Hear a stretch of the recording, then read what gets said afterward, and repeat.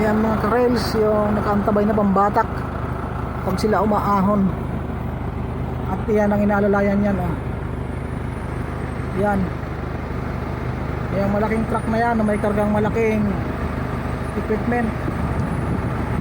Poste rin po yan ng windmill na ginagawa dito sa part ng Laguna. Ayan, oh. So, pag nasasalubong namin ito talaga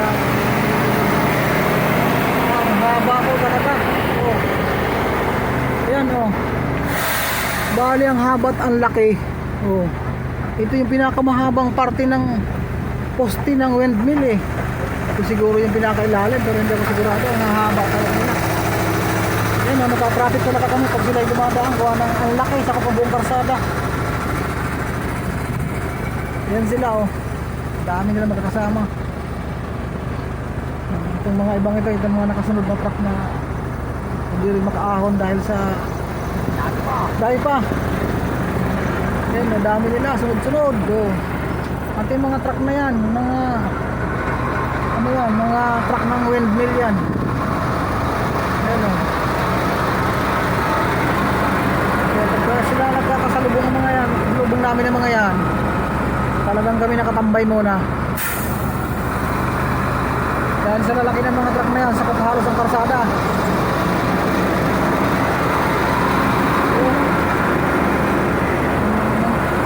Dami pa.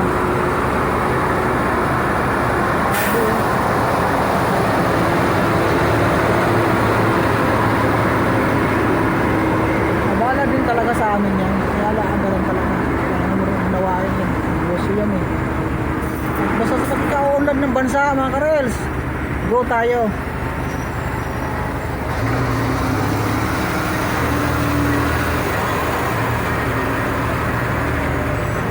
Yan, dami pa oh. Dami pa sa unahan. Daming truck na yan.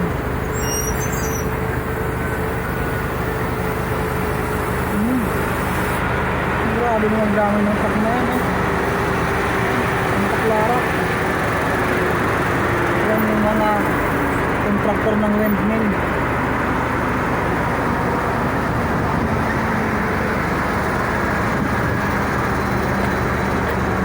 Oh, sa dami. Oh, talaga naman nakabalain ka naman ito. Sana'y wala na at kami naman.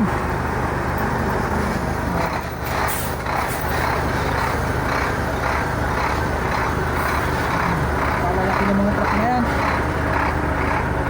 Umaahon din sa amin. Kaya ang aming karsada ay durog-durog. Buwan na yan. Oh.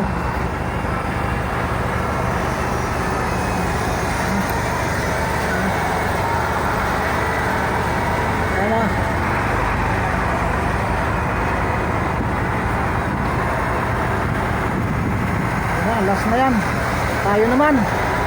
Ayan, salamat mga ka-rails sa inyong panonood. Ingat kayong lahat at kami nag-iingat din.